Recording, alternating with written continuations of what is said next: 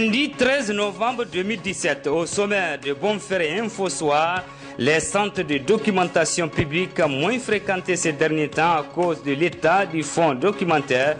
Comment ces centres s'organisent pour satisfaire la forte demande? Les détails dans quelques instants.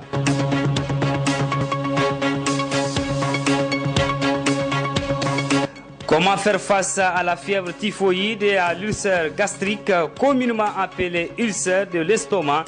Les spécialistes de santé préconisent plusieurs mesures préventives à découvrir dans cette édition d'information.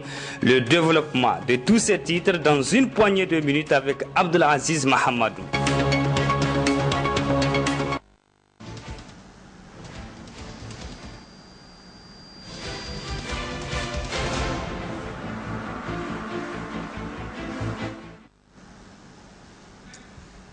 Merci Mohamed Alpha pour ces titres. Mesdames et messieurs, bonsoir. Merci de rester fidèles au programme de la télévision Bonferré et bienvenue dans cette édition d'information.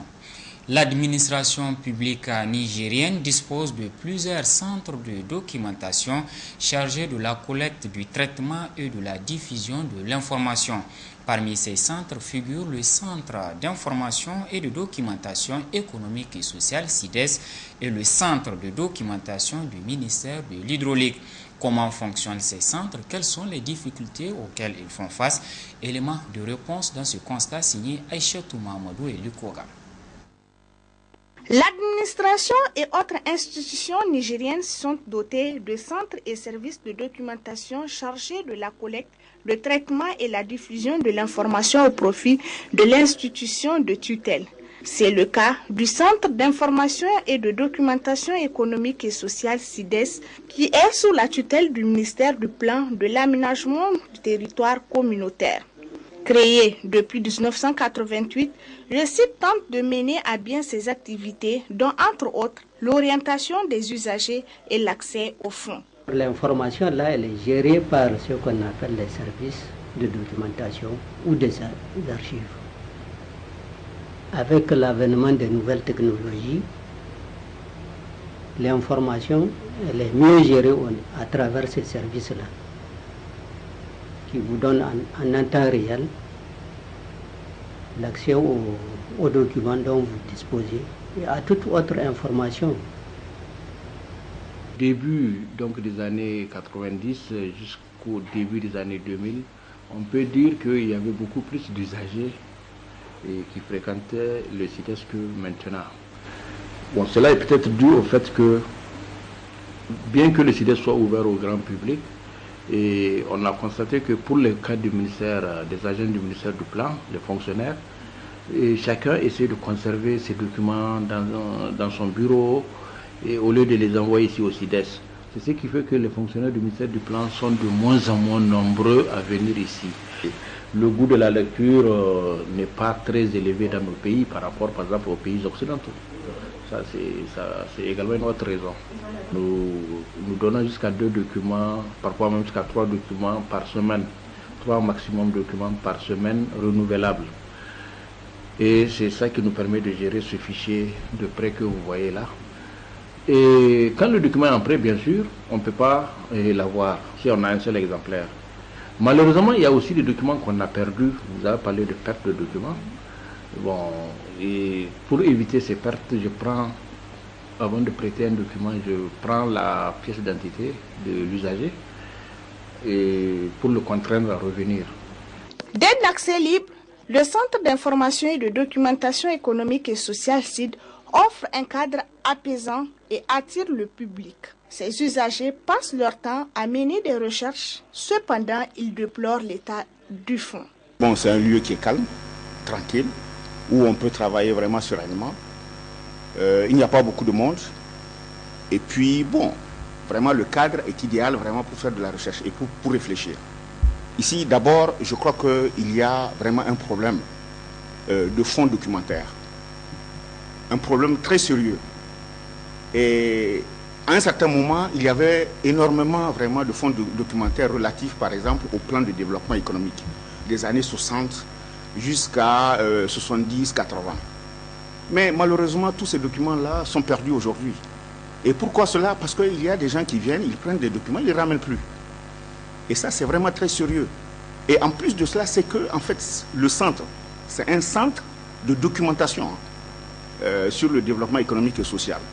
Mais ce qu'il y a, c'est que, en fait, ce centre-là n'a pas de connexion avec les ministères sectoriels, par exemple le ministère des Finances, et surtout le ministère du Plan, qui est en fait la tutelle. Aujourd'hui, il y a beaucoup de documents qui sont en fait donc dans des tiroirs, là-bas dans ces ministères, qu'on ne retrouve pas ici. Et or, je crois que le centre devrait avoir un lien direct avec ces ministères qui produisent des documents et qui doivent donc leur retrocéder ces documents afin que ça soit ouvert à tout le public. Le ministère de l'Hydraulique et de l'Assainissement est l'un des ministères de l'État qui dispose d'un centre de documentation et 7 services à l'intérieur du pays. Ici, l'information à temps réel est la priorité. Dans un premier temps, on collecte la documentation sur l'eau et l'assainissement produite par le ministère ou reçue par le ministère ou produite pour le compte du ministère.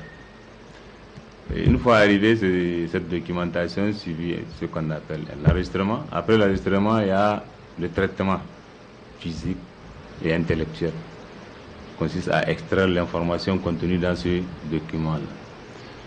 Une fois traité, ce document passe à la saisie dans la base de données. Nous disposons de 2 bases de données. Une base de données documentaire qui compose plus de 7000 références et une base de données sur les textes réglementaires, tout ce qui est décret, ordonnance, que ce soit relatif à l'eau ou autre. On est en projet de numérisation et ici, je vais vous dire clairement que les autorités prêtent une attention très très particulière à leur documentation. Les responsables du ministère s'y prêtent à corps et âme pour que cette documentation marche. Et Dieu merci, ça marche. Aujourd'hui, si ces centres et services de documentation ont connu un succès malgré les difficultés de fonctionnement, c'est grâce au rôle important qu'ils jouent dans la diffusion de l'information au public, le traitement des dossiers, le dénouement du conflit comme ce fut le cas de l'île de l'été qui avait opposé l'État du Niger à la République du Bénin. Des centres de documentation publique au centre des jeunes communément appelés Samaria dans le passé. Que sont-elles devenues de nos jours? Ils sont en tout cas nombreux les citoyens qui se posent encore cette question. Les Samarias sont-elles devenues des centres de jeunes dignes du nom? Élément de réponse dans ce reportage signé Youssouf Faïdara et Omar Boukari. Après leur succès dans les années 70 et 80, les Samarias ont été érigés en 2005 après une longue léthargie en des centres de formation, de promotion et d'épanouissement de la jeunesse. Depuis lors, hormis l'animation culturelle, les centres des jeunes abritent d'autres activités très importantes en appui au développement de la jeunesse, sans distinction de genre. Avant, c'était Samaria. Vers 2005, les Samarias sont transformés en centre de jeunes pour accueillir les jeunes. C'est un centre socio-éducatif. Nous sommes là pour les attentes des jeunes. Si à Jangorzo, les femmes apprennent à lire et à écrire au centre de jeunes de Talayé, après la formation de base qu'elles ont reçue, les femmes apprenantes s'apprêtent à subir une évaluation. Les activités que nous menons au niveau de notre centre, donc, elles sont donc diverses. Vous avez la couture, donc nous sommes même de la couture, donc à la broderie à la machine, la broderie à la main, le tricotage à la machine, tricotage à la main. Nous avons la transformation agroalimentaire. Nous avons ce que nous appelons l'économie domestique. Nous avons donc des séances de sensibilisation avec les jeunes femmes. Toutes ces activités organisées par les centres se font exclusivement à travers le fonds public. Pourtant, selon les responsables du dit centre, les financements privés seront les bienvenus et constitueraient d'ailleurs une bonne bouffée d'oxygène. Nous menons donc nos activités grâce à l'appui technique donc, de notre ministère qui nous épaule donc du point de vue institutionnel, matériel et financièrement. Donc nous sommes épaulés en tout cas par notre ministère de tutelle. mais aussi nous avons aussi l'accompagnement de nos partenaires qui nous appuient donc, dans ce sens pour la bonne marche de nos activités. Il manque de partenaires qui interviennent au sein du centre. Ils ne savent pas les rôles du centre, mais c'est vrai, c'est nous qui devrons partir vers les partenaires. Pour étoffer leurs programmes respectifs et initiaux d'épanouissement de la jeunesse, les centres Ali, sport et culture tels que les clubs de lecture, de théâtre, de taekwondo, basketball, etc. Suite de cette édition, les élections professionnelles auront-elles lieu avant la fin du mois de décembre 2017? En tout cas, la question reste posée au cours d'une rencontre entre le ministre de l'Emploi et la Commission nationale chargée des élections professionnelles. Le ministre a demandé à la CONEP de tout mettre en œuvre pour la tenue de ces élections avant la fin du mois de décembre 2017. Comment la CONEP compte réaliser ce vœu du ministre? Qu'en pensent les centrales syndicales? Éléments de réponse dans ce reportage signé Youssouf Haïdara et Abdelaziz Jibrila. Fin décembre 2017, c'est le deadline donné par le ministre de l'Emploi à la Commission nationale en charge des élections professionnelles CONEP pour la tenue de la dite élection. Du côté de la CONEP, le processus est déjà enclenché afin que les élections professionnelles puissent se tenir dans le délai souhaité par le ministre. Le matériel électoral nécessaire pour ce scrutin a été présenté. Ce matériel est disponible. La presque totalité de ce matériel est disponible. Il ne reste que les urnes. Actuellement, nous sommes au stade de finalisation du fichier électoral. Vous savez que c'est l'élément fondamental pour un scrutin, c'est le fichier électoral. Ce fichier, nous le voulons crédible, soit nous le voulons consensuel, et il faudrait ratisser large, parce que les militants des centrales syndicales ont tous le droit de voter, et chacun souhaiterait voir son nom apparaître sur le listing de vote. C'est pour ça que nous avons conçu des listes provisoires que nous allons afficher dans les régions et jusque dans les communes pour permettre, n'est-ce pas, aux électeurs de vérifier si leur nom figure sur ces listes-là. Chez les centrales syndicales, malgré que cette élection leur tienne à cœur, l'on est sceptique sur sa tenue d'ici fin décembre 2017. Concrètement, je ne sais pas si la CONEP est en mesure, en tout cas, d'organiser techniquement ces élections professionnelles d'ici fin décembre 2017.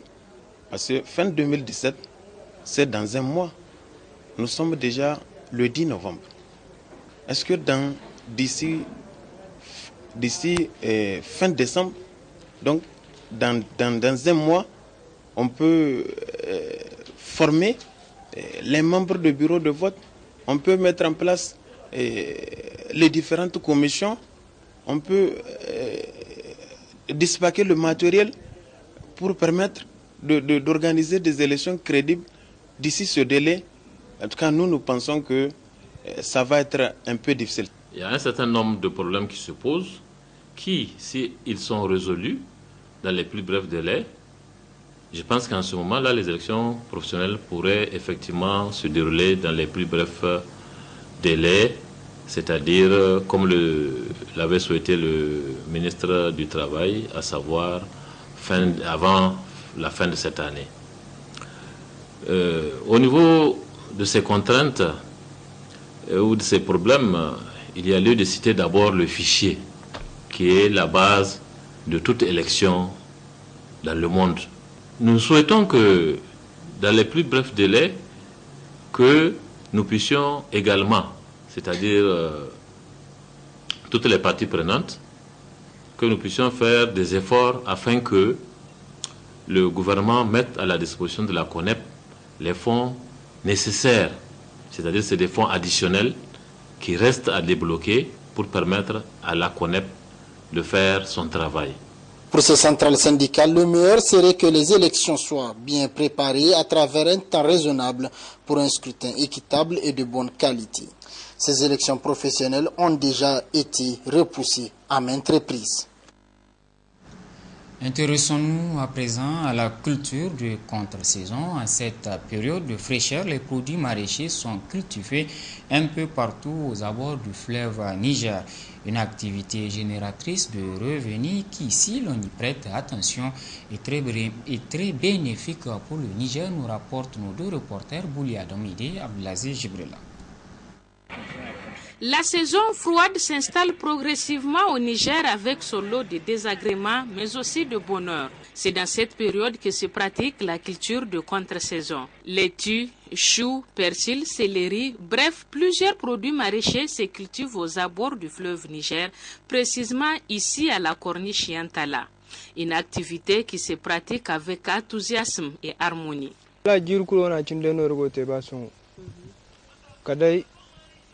Notre activité se passe comme chaque année très bien. La seule difficulté est que la saison froide n'est pas tellement installée. Sinon, la production va dépasser ce que vous voyez actuellement.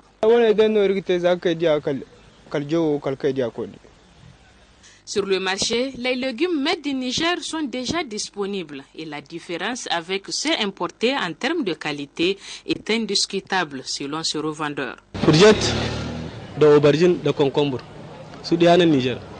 Amma tonka, pavron, tomate, tout le Nigeria. La courgette, le concombre et les aubergines sont des produits du Niger. Le piment, le poivron et la tomate nous proviennent du Nigeria voisin.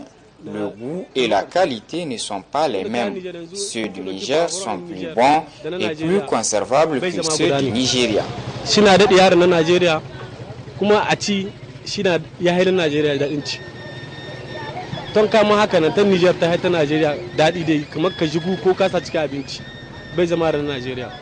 Le Niger regorge donc de plusieurs potentialités favorables à la culture maraîchère. Il suffit seulement que les autorités et les Nigériens s'y engagent.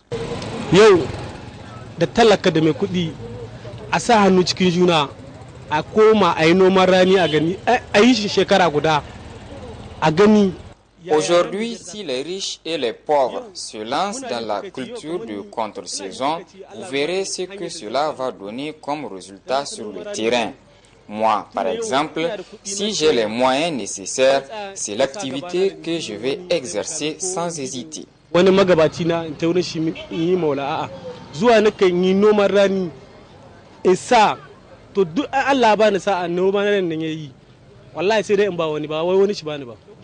Cette verdure harmonieuse des planches des légumes à la corniche Yantala risque d'être visible uniquement cette année, car une grande partie de l'espace a été prévue pour la construction d'infrastructures entrant dans le cadre du sommet de l'Union africaine qui se tiendra à Niamey en 2019.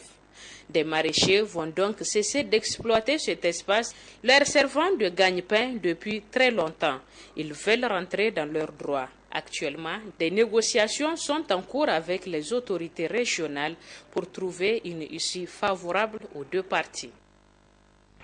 Les produits issus de cette culture de contre-saison déjà visibles donc dans les différents marchés de la capitale. Mais attention à la fièvre typhoïde, une maladie très dangereuse pour l'être humain.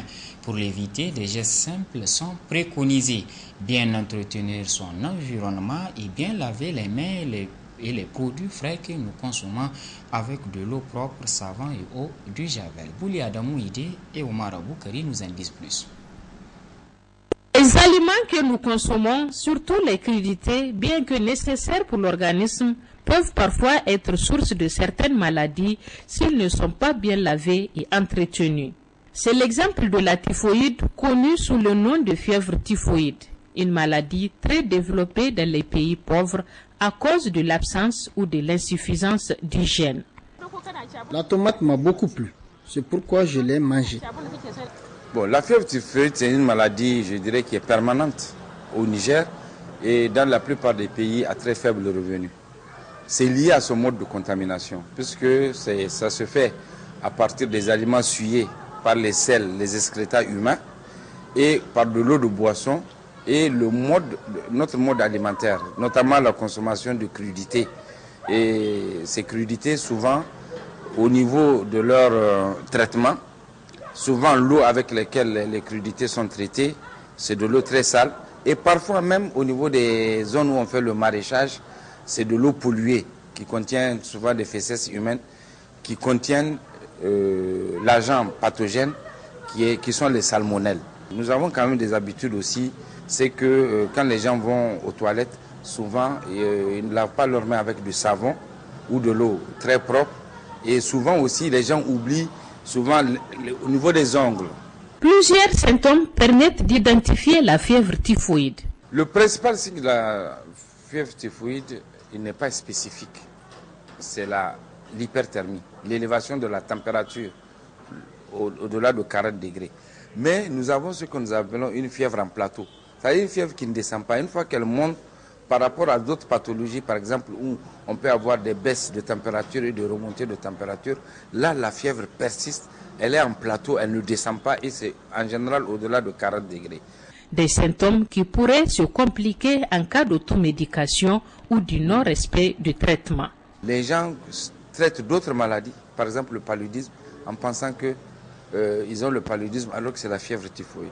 Cela entraîne des complications au niveau de la maladie et ça peut entraîner souvent certaines conséquences fâcheuses, comme je vous ai dit aujourd'hui, des perforations au niveau de l'estomac. Le traitement, il est long. Avant, il était de 3 semaines. Maintenant, au bout de 10 jours, le traitement, on le circonscrit. Malheureusement, au bout de 3-4 jours de traitement, donc même pas à mi-chemin, les gens ont une amélioration de leur état de santé et ils abandonnent le traitement.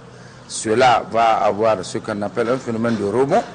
La maladie va se remanifester. Pire encore, parfois le premier médicament qu'on a utilisé pour le soigner peut être inopérant. Notre environnement, si l'on y prête attention, est donc propice à la propagation de la fièvre typhoïde. Un milieu sale, des aliments exposés à l'air libre et parfois aux abords des caniveaux ou encore une forte cohabitation avec les mouches. Heureusement, des revendeurs ont compris. Ils tentent par leur manière de protéger leurs clients contre cette maladie. Je lave les fruits à l'eau et au savon parce que je les payais très sales chez le grossiste. Les clients n'aiment pas quand c'est sale. J'emballe les fruits dans les sachets pour éviter que les mouches se posent dessus, car vous savez, les mouches sécrètent plusieurs bactéries.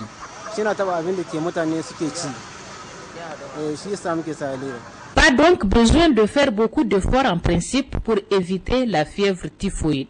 Des gestes simples comme bien laver les légumes et les fruits à l'eau de javel, bien laver les mains à l'eau et au savon avant de manger et après les selles et les urines doivent être ancrés dans notre quotidien. À côté de cette fièvre typhoïde se trouve une autre maladie dénommée ulcère gastrique, communément appelée aussi ulcère de l'estomac. C'est une maladie qui n'épargne pas de nos jours, vieux comme enfants. Pour l'éviter, les spécialistes en santé préconisent une bonne alimentation journalière et l'abandon de l'automédication. Faisons le point avec Aïchatou Mahmoud.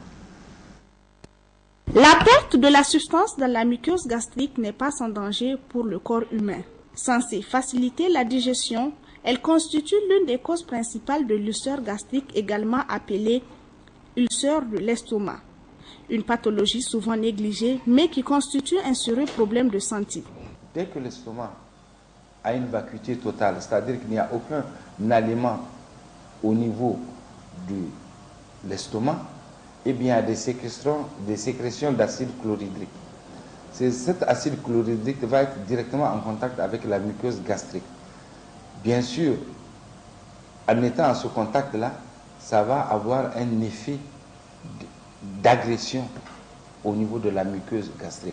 C'est pour ça que ce n'est pas bien de rester le ventre totalement vide. Et c'est pour ça qu'il faudra aussi respecter les fréquences d'administration des aliments chez tous les êtres, chez toutes les personnes, y compris les nourrissons pour l'allaitement, les jeunes enfants pour leur fréquence d'alimentation et les adultes aussi pour leur alimentation. Premier élément. Deuxième élément, qu'est-ce que nous mangeons? il y a la nature des aliments que nous mangeons. Dedans, il peut y avoir des substances qui sont très agressives pour la muqueuse.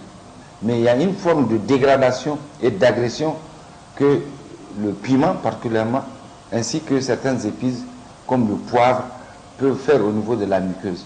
Ce sont ces genres de comportements répétés qui fragilisent la muqueuse gastrique au point de créer une ulcération, c'est-à-dire une plaie au niveau de la muqueuse gastrique. D'une petite lésion à l'œsophage, l'estomac et l'intestin, l'ulcère à la longue peut conduire au cancer, mais pire encore au décès, selon ce consultant. Il est fortement mentionné et indiqué aux malades les conditions de prise de certains médicaments. Je veux parler de tous les anti-inflammatoires. Je veux parler de tous les corticoïdes. Je veux parler de la plupart des antalgiques, les médicaments contre la douleur. Tous ces médicaments, il est clairement dit qu'on doit le prendre après un repas. Malheureusement, il arrive que les gens les prennent sans manger. L'ulcération, quand ça persiste, ça peut se cancériser. Et donc provoquer un cancer au niveau du tube digestif ou bien du duodénum, c'est-à-dire les premiers éléments qui constituent les intestins. Et souvent, ça peut aller pas seulement créer un ulcère, c'est-à-dire une plaie au niveau de la muqueuse gastrique, mais même perforer l'estomac, ce qui va devenir une urgence quand la personne n'est pas secourue dans les heures qui suivent. Ça peut même entraîner un décès de la personne. La consommation des aliments riches en acides et la prise de certains médicaments favorisent également le développement de l'ulcère gastrique chez les patients. Les spécialistes sur ce point attirent l'attention des populations d'éviter l'automédication car cette dernière s'avère plus dangereuse. Cependant, une bonne alimentation journalière et régulière permettra d'éviter l'ulcère gastrique. C'est la fin de cette édition d'information. Merci de l'avoir suivi. Passez d'excellents moments en compagnie des programmes de la télévision Bonferré. Le monde à votre portée. Au revoir.